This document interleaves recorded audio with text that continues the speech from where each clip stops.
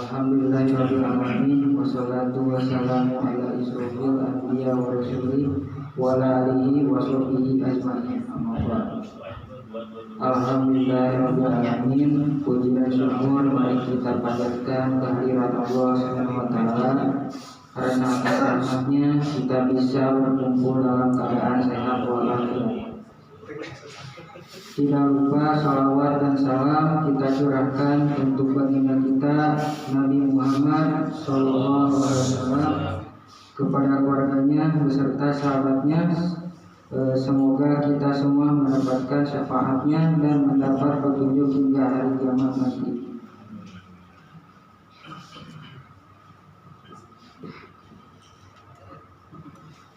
Hadirin rahimakumullah, dalam ayat ke-56 dari surat Az-Zariyat ini menjelaskan tentang tujuan dari diciptakannya jin dan manusia. Salah satu tujuan dari diciptakannya jin dan manusia di dalam surat Az-Zariyat sendiri adalah beribadah kepada Allah SWT yang telah menciptakannya. Pengalaman ibadah merupakan bentuk syukur kita kepada Allah SWT yang telah memberikan karunia dan segala kenikmatan dalam kehidupan kita sehari-hari. Sebagaimana dijelaskan dalam surat Az-Zariyat ayat 56, Bismillahirrahmanirrahim, wa ma khalaqtu jinna wal insana illa liya'budun. Aku tidak menciptakan jin dan manusia melainkan supaya mereka beribadah padamu. Penjelasan dari ayat ini yaitu bahwa tujuan dan penciptaan jin dan manusia adalah untuk beribadah kepadanya. Beribadah dalam arti menyembah, mengabdi, menghamba, tunduk, taat dan patuh terhadap segala yang dihendakinya, ketundukan, ketaatan dan kepatuhan dalam kerangka ibadah tersebut harus menyeluruh dan total, baik lahir maupun batin.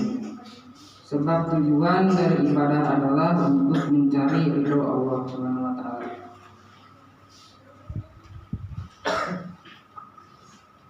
Secara garis besar, ibadah dapat dibedakan menjadi dua, yaitu ibadah mahdah, yakni ibadah yang ditetapkan ketentuan pelaksanaannya seperti sholat, puasa, zakat, dan haji.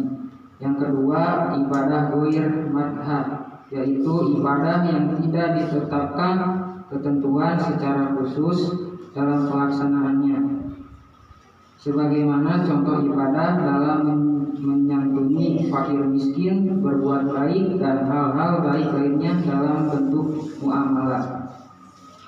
Ibadah merupakan bentuk rasa syukur manusia kepada Allah SWT yang telah menciptakan manusia dengan sebaik-baik bentuk dan yang dengan kemurahannya Allah SWT memberikan fasilitas hidup. Sikap tersebut sudah seharusnya dimiliki oleh setiap manusia. Apabila manusia mempunyai kesadaran akan hal itu, lain halnya apabila manusia tidak mempunyai kesadaran untuk mensyukuri segala yang telah diberikan oleh Allah SWT, maka ia akan menjadi manusia yang tidak mau tunduk, tidak mau taat dan khusyuk, mengingkari Allah SWT dengan tidak beribadah kepadanya. Rasulullah sebagai teladan kita telah mengajarkan bahwa ibadah bukan saja kewajiban tetapi kebutuhan kita untuk berterima kasih ataupun bersyukur kepada Allah SWT. Dalam sebuah hadis beliau bersabda yang artinya diceritakan kepada kami oleh Abu Nuaim dan Mas'ar bin Zaid bahwa aku mendengar Al-Mughirah radhiyallahu anhu berkata, ketika Nabi Muhammad SAW bangun untuk mendirikan sholat malam hingga tampak bengkak pada kakinya atau betisnya, beliau diminta keterangan tentangnya. Maka beliau menjawab, apakah memang tidak sepatutnya aku menjadi hamba yang baik bersyukur? Hadis riwayat Bukhari. Perilaku yang dapat diterapkan sebagai penghayatan dan pengamatan surat Az-Zariyat ayat 56 Yang pertama, selalu beribadah hanya kepada Allah SWT, baik dalam artian sempit maupun luas. Yang kedua, senantiasa mensyukuri segala nikmat yang Allah SWT berikan kepada kita yang didefinisikan dengan beribadah kepadanya. Sekian bisa saya sampaikan. Mohon maaf bila ada kesalahan. Wassalamualaikum warahmatullahi wabarakatuh.